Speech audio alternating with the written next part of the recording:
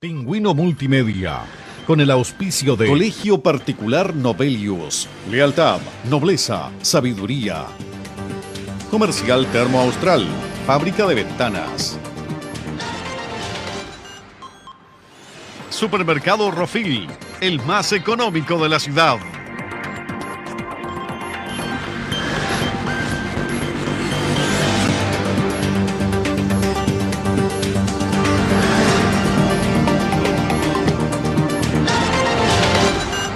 Amigos, a este segundo bloque del Barómetro hemos invitado a un amigo de la casa, columnista también del Pingüino. Lo hemos invitado a diversos programas, pero nunca lo habíamos tenido acá en Barómetro. Barómetro es un programa que tiene quizás otro tipo de público, que está más tranquilo en la casa, hasta ahora más relajado. Entonces, hoy día trajimos a Juan Luis Villarzo para que nos explique, economista magallánico, con pera y manzana, qué es lo que está pasando, porque el cinturón ya no lo podemos tener más apretado. ¿Cómo estás, Juan Luis? Hola, un gusto estar acá en tu programa conversando también de estos temas que ayudan tanto a la familia, porque podemos entregar algunos tips, algunas cosas que pueden ayudar. Juan Luis, mire, cuéntame. La inflación más alta en 30 años. Uf, sí. El dólar más alto en la historia. Hoy día cerró sobre 1.000 pesos nuevamente. El valor de los combustibles más caros en toda la historia. ¿Qué más? El IPC. Por las nubes, ¿cierto? Los alimentos, o sea, lo que se paga hoy día por alimentarse en la región de Magallanes. Y hoy día hablaba con una economista a nivel nacional y yo le decía, los más afectados con una alta inflación en el país somos acá los habitantes del territorio magallánico. Totalmente de acuerdo. Porque nosotros tenemos que pagar flete. El plato de comida que se puede servir cualquier persona en Santiago, en Magallanes tiene otro costo. Y sabes, Juan Ignacio, lo que sucede también es como cuando vas al médico y en realidad te toman la presión, te toman la temperatura, y está todo malo desde el punto de vista de los indicadores, porque todos los indicadores están malos. Que todo lo que el cobre volvió a caer hoy día. Volvió a caer. Entonces, claro, cuando tú mencionas efectivamente esos termómetros, yo les llamo termómetros económicos, claro, la situación está compleja. Y es una situación que ya no es chistosa desde el punto de vista también económico, porque en algún momento uno podría decir esto se va a estabilizar, esto se va a arreglar, pero en realidad estamos viendo que esto ha perdurado, porque este tema de la inflación lo hemos conversado hace harto tiempo ya, Juan Ignacio, hace harto tiempo. Si viene más de un año que estamos con una inflación en la cual se trató de combatir de alguna u otra forma, pero más encima se suma ahora a otro agente externo que es la invasión de Rusia a Ucrania. Pero nosotros tenemos agentes internos acá que afectaron mucho también, Juan Luis. Por supuesto. En algún momento muchos, y se pueden ver las entrevistas y todo, pero yo no he encontrado muchos economistas que hayan dicho, por ejemplo, que haber obtenido los retiros, haber sacado los retiros, era una buena idea, ¿cierto? ¿Y los IFE? Y los IFE tampoco, porque en algún momento generaste un IFE universal, pero era necesario, tenías que colocar alguna medida en un determinado momento, pero lo que sucedió básicamente al final del gobierno anterior, en particular por algunos personeros, porque hay que colocarlos ahí con los asteriscos, las personas políticas que realizaron esas intervenciones, te generan un esquema de sobrecalentamiento de la economía debido a la cantidad de circulantes dinero que anda circulando en la economía, porque cuando tú obtienes o cuando tú sacas un préstamo, ¿cierto? Cuando tú sacas un avance en efectivo, tú sacas ese avance para poder gastarlo en alguna cosa, no lo sacas para ahorrarlo, sería ilógico. Y lo que sucedió básicamente con este aspecto del IFE y lo que sucedió también con el aspecto de los retiros de la AFP, es que cuando tú sacaste ese dinero, pocas familias lo ocuparon, ¿cierto?, para guardarlos en sus ahorros, sino que básicamente lo ocuparon para cubrir sus necesidades. Y en ese aspecto tenían una sobreabundancia de dinero, y es como una casa de remate. ¿Y ahí se dispararon los precios? Sí, pues es como una casa de remate, porque la gente realmente no entiende ese concepto de la inflación, pues la inflación es solamente el resultado de algo, es como que estemos en la casa de remate y el martillero está ahí, y tú le estás pasando plata a los postores, el tipo va a seguir levantando la mano hasta que en realidad le dejes de pasar dinero. De tal manera que básicamente va a seguir levantando y van a seguir incrementándose los precios hasta que a él se le acabe el dinero. Yo me acuerdo que entre el primero y el segundo retiro no daban abasto, por ejemplo, los maestros en Magallanes, la construcción, y uno iba a la ferretería y semana a semana iban subiendo los precios. Y ese es un ejemplo súper claro, porque quiere decir que este maestro de la construcción también comenzó a subir sus precios de su mano de obra, porque veía que era muy solicitado y tenía que elegir. Y habían personas también que le ofrecían más dinero. No, yo te pago un 20% más. Pero, oye, dedícate a mí. Entonces hubo básicamente ese sobrecalentamiento económico que provoca efectivamente el hecho que hoy en día nosotros estamos viviendo. De hecho, hay estudios que muestran del Banco Central de que en realidad el concepto de la inflación que nosotros tenemos, al menos el 50% se explica por estos retiros y por estos IFE en abundancia que fueron sacados el año 2020. Pero ¿qué nos pasa, Juan Luis? Porque Yo creo que en materia económica Chile nunca había crecido y había estado tan bien como del 90 al 2010. Sí. Son los mejores 20 años económicos de la historia de Chile, creo yo. Yo creo lo mismo. ¿Cierto? Yo creo lo mismo. Desde el punto de vista de estos indicadores, ¿cierto? Claro. Tal cual. Con un mandato presidencial de un solo conglomerado político, de la Concertación. Tal La cual. antigua Concertación mandó del 90 al 2010, ¿cierto? Un solo mandato político, una estabilidad económica que también favorecía al empresariado. Sí. Porque muchos dicen, Ricardo Lagos trabajó con el empresariado. Claro que trabajó con el empresariado. Eduardo Pero- Frei Ruiz-Tagle también. Claro, pero el crecimiento del país fue muy, muy grande. O sea, fue tremendo. O sea, cuando uno empieza a revisar básicamente las cifras, son tremendas. Y efectivamente surge claramente por un conglomerado, por un contexto de la importancia que tiene la política en la economía. Ya. Porque en algún momento nosotros desligamos la cosa y decíamos, no, bueno, son cosas distintas. Y se tratan de apartar. Pero influye, son que en los últimos 12 años haya habido muchos cambios de gobierno. Yo creo que en realidad eso muestra básicamente que hay desacuerdos desde el punto de vista político. Y esos Ya. desacuerdos tratan entonces y llevan a tomar decisiones que son distintas. De hecho, por ejemplo, cuando yo analizo las medidas que se toman ahora por parte del gobierno del presidente Gabriel Boric, yo creo que son medidas económicas correctas, ¿cierto? Pero sin embargo no están acordes desde el punto de vista político de lo que ese conglomerado político en un determinado momento hacía. Hay que recordar que Mario Claro. Marcel, el actual ministro de Hacienda, es un hombre concertacionista. Sí, po, sí. Es concertacionista. Sí. De tal manera que ese concertacionista es el que está provocando que esto no explote en un determinado momento porque está controlando, en ocasiones se acaban de inyectar más al MEPCO, ¿cierto? Para poder, por ejemplo, controlar el precio de los combustibles. O sea, quiere decir que hay una visión que no cambia de ese modelo que tú bien mencionas, fueron 20 años, que es un modelo de cierta manera exitoso, ¿ah? Que no me malentiendan, hay elementos, hay aspectos que fueron errados, por supuesto, como cualquier gobierno, pero la estabilidad política que tenía básicamente esos gobiernos, la estructura que tenía desde la mirada política, es distinto a lo que nosotros estamos viviendo hoy en día en la actualidad. Claro. Y la actividad y la estabilidad económica, o sea, el inversor, invertir en Chile era atractivo. Claro, porque descubrimos entonces lo que yo te menciono, el nexo entre la política y la economía. Cuando tú tienes una economía, una política que es estable, te permite desarrollarte económicamente también. Entonces quiere decir que durante ese periodo la economía y la política conversaban desde el punto de vista de esa mirada. Hoy en día la situación es un poquito distinta, de tal manera que queramos o no te estoy diciendo que yo estoy a favor o en contra de la propuesta constitucional, pero sí estoy mencionando que eso te genera un escenario de incertidumbre, Total. que empieza a temblar la mesa. Claro. Ya, ¿por qué los gobiernos de izquierda están siempre en contra de eliminar impuestos? Es que el impuesto es un tema complejo y yo creo que me llevas, por ejemplo, al ámbito del impuesto específico en particular. Sí. Lo que pasa es que los impuestos es una forma, y es la única forma de recaudación que tiene el fisco. Ya. Eso involucra que en realidad, claro, conservan el concepto de que la acumulación, ¿cierto?, como procesos que se conocen económicos, se conoce como mercantilismo. La acumulación, cuando tú tienes acumulación, te sirve para poder repartir. Ya. De tal manera que lo mismo que sucede en Argentina, ¿cierto? Que en realidad los gobiernos tratan efectivamente de tener harto dinero para poder entonces costear las necesidades que ellos consideran que son importantes dentro de la Ya, de la pero economía. no se puede eliminar el impuesto específico en zonas extremas, por ejemplo, solamente Sí, cuando claro. tenemos 60.000 vehículos, 70.000 vehículos acá. Pero yo siento que esa eliminación, no sé, Juan Ignacio, te lleva a que también el resto de los lugares y de las regiones también lo pidan, Sí, porque saltamos zonas nosotros. extremas. Claro, va a saltar, por ejemplo, Aysén, de Sí. repente, no solamente ese lugar, sino de repente en alguna zona centro van a decir, ¿y por qué ellos y por qué no nosotros? Sí, pero- Entonces, políticamente, Juan Ignacio, te ocasiona un inconveniente. Ya, pero es que ahí vamos a la canasta básica que está trabajando usted con un grupo de alumnos. Así es.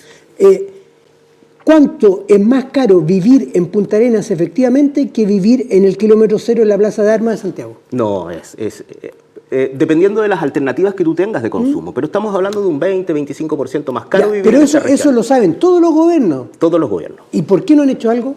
En realidad, en algún momento se trata que este territorio es un territorio de excepción. Ya. Y por eso en algún momento se genera también la zona franca como un elemento de excepción. Sí.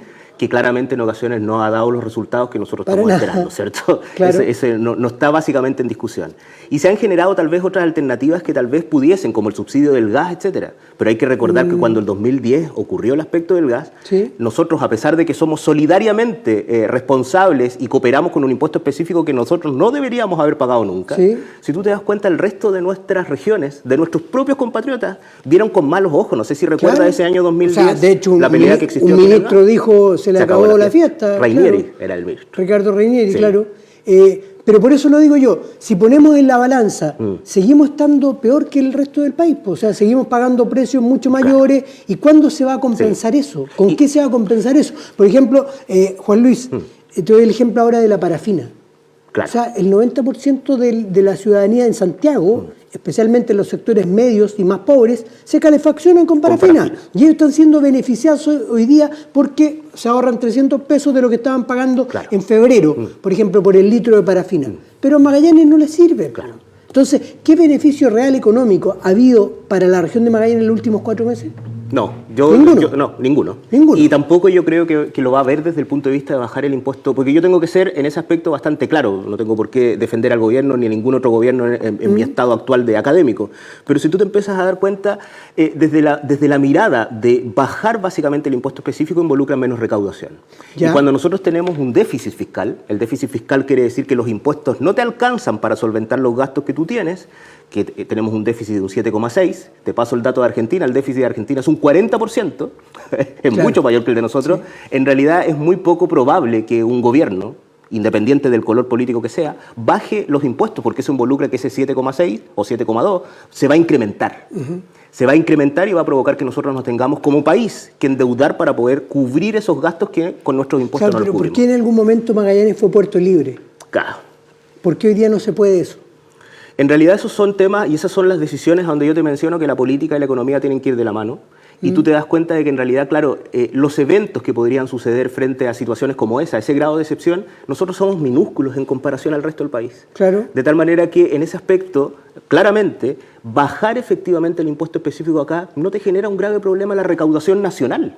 Pero sí, desde el punto de vista político, a mí me da la impresión de que el gobierno y los gobiernos que han estado lo ven como un inconveniente, por lo que yo te menciono, que es muy probable que tal vez otras regiones también lo pidan y te provoca políticamente un elemento caótico. De tal manera que la decisión aquí no es económica, al parecer es una decisión política donde nuestras autoridades regionales, yo siento que ninguno se ha puesto los pantalones. No, nadie ha golpeado la mesa como se debería golpear en Santiago. Ninguno. Incluso el actual gobernador lo dijo en algún minuto, yo voy a representar a Magallanes. Pero hasta el momento no vemos que no hay ninguna política económica, porque el actual gobernador también representa al gobierno del presidente Boric, que haya beneficiado a Magallanes. Ahora le hago otra pregunta, especialmente para los televidentes que hasta ahora están en la casa. ¿En qué influye el alza del dólar al interior de cada uno de nuestros hogares? O sea, mira, tremendamente, porque nosotros todos nuestros productos, es cosa de que veamos, por ejemplo, lo que tenemos incluso aquí en esta mesa, muchas de nuestras cosas son importadas. Sí. De tal manera que al momento de que tú las compras en el exterior, tú las compras básicamente en ese dólar. De tal manera que, claro, cuando sube el dólar a mí me van a salir las cosas entonces más caras. Comprarlas y poder ingresarlas al país. Eso involucra que ese costo, ¿cierto?, va a estar incluido en el precio final del artículo. Y provoca que en el corto plazo, que te hablo de 5 o 6 meses, nosotros vamos a empezar a notar esos incrementos también relacionados con el dólar. Porque quiere decir que es un aspecto importante en el proceso de negociación. Entonces, los que están en la casa tienen inconvenientes, porque yo también les digo, oiga, hagan el ejercicio, al igual que lo digo con mis alumnos. Vean a su alrededor y vean cuántas cosas se produjeron en Chile. Y empiezan a mirar mis alumnos y dicen, wow, en realidad no tengo muchas cosas. El cuaderno es hecho en Chile, a mí me asombró, sí, son hechos en Chile. Pero el resto de las cosas, teléfono, su ropa, todo es traído del extranjero. Entonces, y si lo hacemos en Magallanes, y nos ponemos a ver cuál de todos los productos o alimentos que vamos a ingerir hoy día es de Magallanes, y no tenemos ninguno.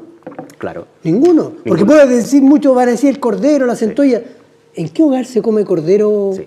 Y eso ha cambiado mucho, porque los vecinos que están escuchando ahora, cuando hacemos un poco de recuerdo, nosotros vemos que Magallanes era muy distinto hace 30, 40 años atrás. Claro. ¿Cierto? Aquí habían, por ejemplo, el barrio Hortícola, el barrio Prat, que en realidad tenía grandes territorios donde en realidad la gente cosechaba, tenía efectivamente sus animales, sus gallinas, la emblemática 18 también, con un montón también de grandes terrenos para poder cosechar su propio alimento. Pero yo le hago una pregunta a los que están en la casa y también a ti. ¿Qué es lo que ocurre, por ejemplo, si en algún momento se toman la ruta? ¡Wow! De inmediato pánico escénico, porque en realidad quiere decir que nosotros somos demasiado dependientes de los artículos que provienen de otros lados del país. Juanito, estábamos conversando antes de entrar al aire sobre el tema del crédito hipotecario, que se está yendo a las nubes.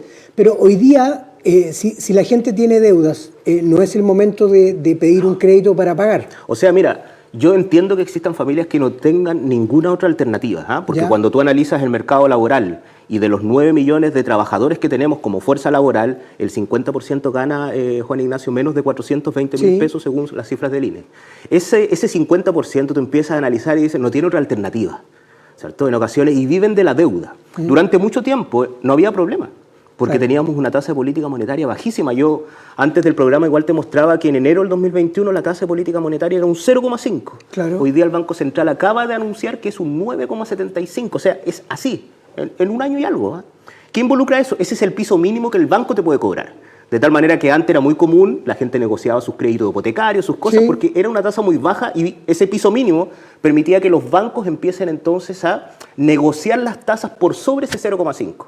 Hoy día los bancos compiten por sobre el 9,75. Claro. De tal manera que cuando tú vas a pedir un crédito, de inmediato analizas el costo total de lo que vas a tener que devolver y es tremendo, ¿cierto? Claro. Es cosa de hacer el ejercicio, bien lo conversamos en varias ocasiones. Oiga, a los vecinos yo les digo, en enero del 2021 vea cuánto pagaba, por ejemplo, en su dividendo, que la UF está indexada a la inflación, y vean entonces cuánto pagan de dividendo ahora. Juan Luis, ¿se equivocó el Seremi Gobierno Arturo Díaz al recomendar pedir un crédito para invertir en un auto a GNC? Tremendamente, y eso yo lo veo con preocupación, con mucha preocupación política, porque quiere decir que en ocasiones nosotros tenemos, por ejemplo, a ciertos actores políticos que en ocasiones no tienen la preparación económica, por ejemplo, para salir a dar esos consejos. Si no las tiene, debería haber salido el Seremi de Hacienda a hablar ese tema. Claro.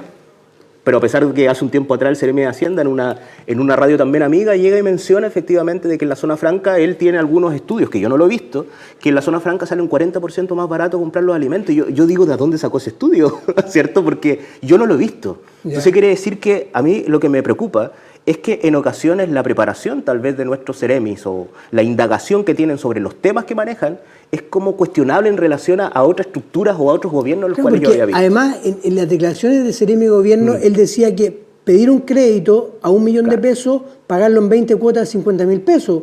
Es decir, la entidad financiera que te está prestando no va a ganar nada cuando la entidad vive de eso, vive del seguro. Son varios los conceptos con los cuales a uno Juan Ignacio, le graban aún más lo que solicita, ¿cierto? Juan Ignacio, ese es un error tremendo porque te está diciendo, oye, ¿sabes? Yo soy el banco, toma Juan Ignacio, te presto entonces el millón y tú devuélveme el millón. Eso es ridículo. Claro. Porque en realidad, si yo te presto como banco, primero analizo si me puedes devolver ese dinero. No es tan fácil.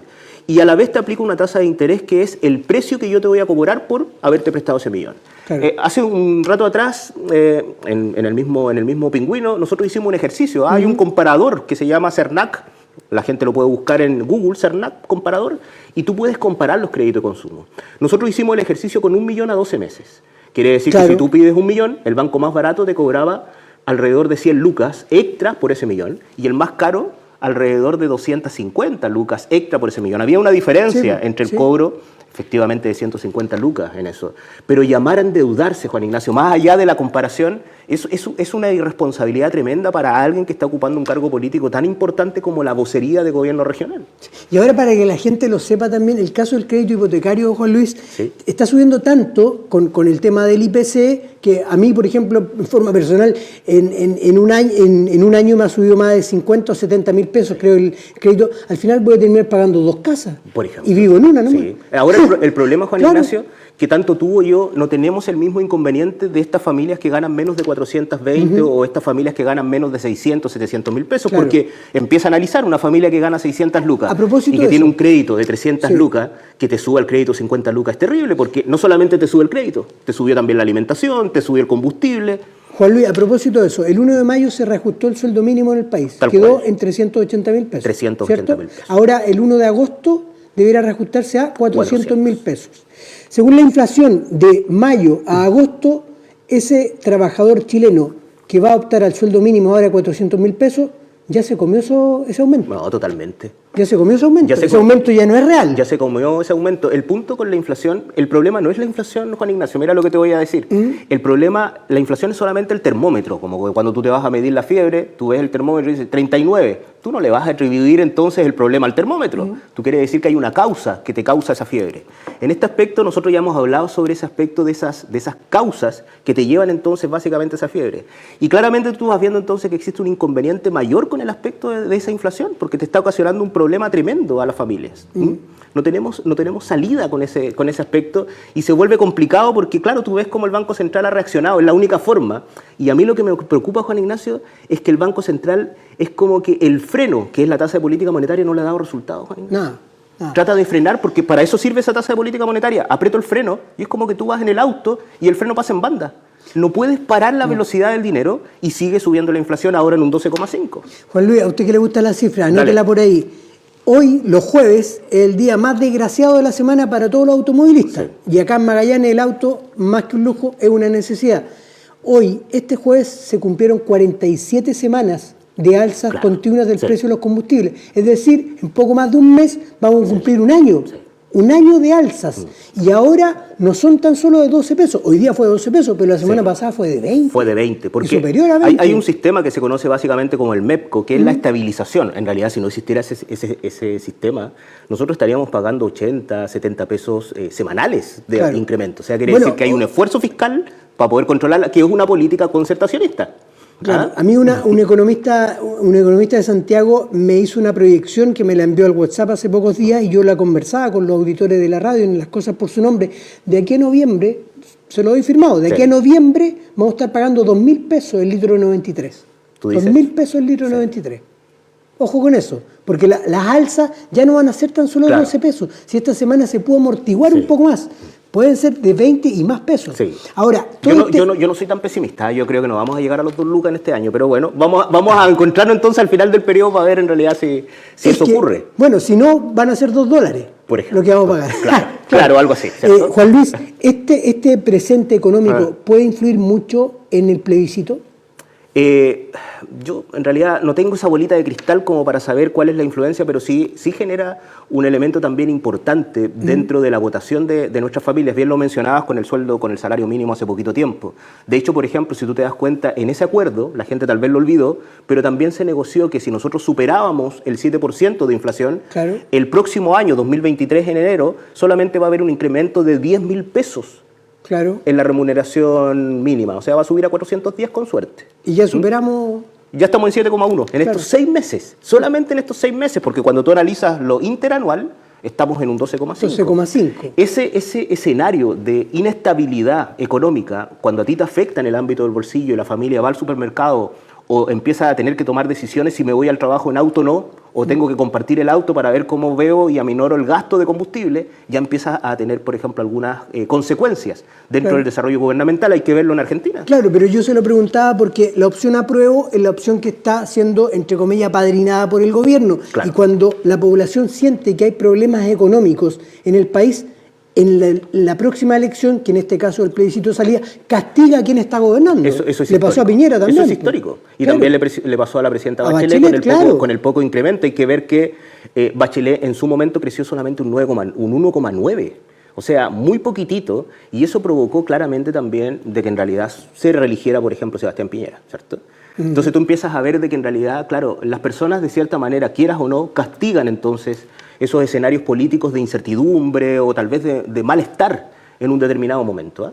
Si ganara la opción rechazo, ¿puede volver alguna cierta normalidad o tranquilidad en materia económica? A mí me da la impresión de que ambas alternativas, cualquiera de las dos se tocan, y yo respeto la opinión de Ricardo Lagos en un determinado momento, te va a generar un aspecto de no unión.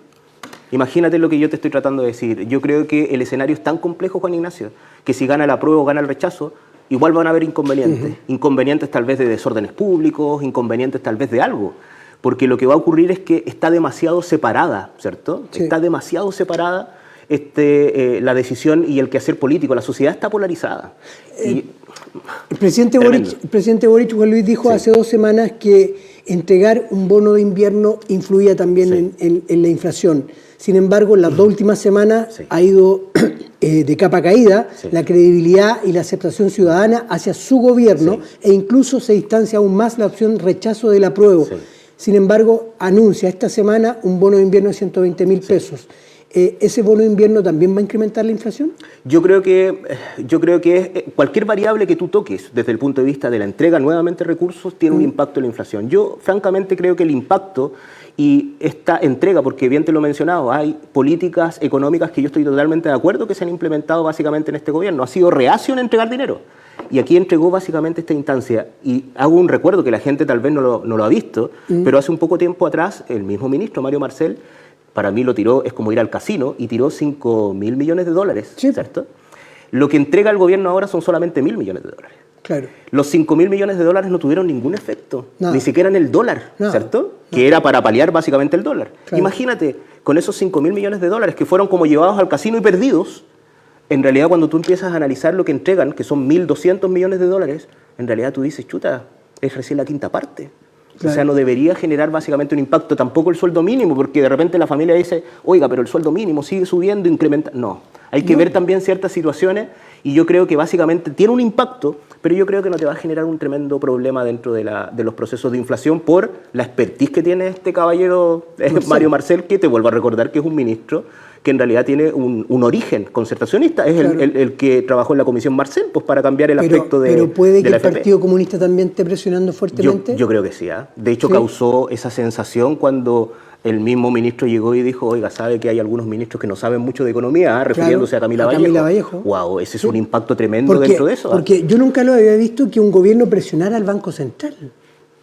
Yo tampoco. De hecho, esa inyección de dinero de 5.000 millones de dólares no es una función del Ministerio de Hacienda. No. Es una función del Banco Central. Yo creo que ahí le tiraron la oreja a Mario Marcel. Porque dijeron, oye, mira, lo que tú estás haciendo es perder dinero de nosotros. ¿No? Claro. Básicamente esos 5.000 millones de dólares, para los que están escuchando, son dinero que nosotros colocamos mensualmente a través de nuestros impuestos y de repente es como que alguien, el tesorero de nuestro país, va al casino y lo juega y lo pierde. Sí. Así de sencillo. Ojalá que el presente mejore un poco y el futuro sea mucho mejor. Ojalá. Pero no lo sabemos. Muchas gracias, Juan Luis, por haber estado con nosotros acá en Barómetro. Un gusto también compartir contigo. Muchas gracias a ustedes que siempre están en la sintonía de Pingüino Televisión. Nos juntamos el próximo jueves, siempre aquí, conversando transversalmente con los protagonistas de la información. Chao, chao.